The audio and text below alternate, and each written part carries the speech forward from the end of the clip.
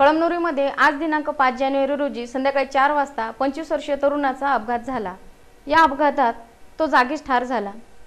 याबाबत सविस्तर माहिती अशी की गजानन देवराव कबले वय 25 वर्ष राहणार आसोलवाडी हा तरुण आपल्या दुचाकी क्रमांक MH38-1776 या दुचाकीवरून भरधाव वेगाने जात असताना मोरवडवरून बस स्टँडकडे जाणाऱ्या कारला ओव्हरटेक करताना कार क्रमांक MH9EK4076 वर त्याची धडक बसली आणि त्याच वेळेला नांदेडवरून हिंगोलीकडे जाणाऱ्या टिप्परच्या मागच्या चाकाखाली आल्याने टिप्परचा चाक त्याच्या पोटावरून गेल्याने त्याचा जागीच मृत्यू झाला।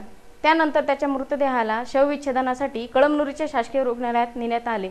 याबाबत पुढील तपास कळमनुरी पोलीस करत आहेत। गुलाब भालेराव, स्टार न्यूज, कळमनुरी।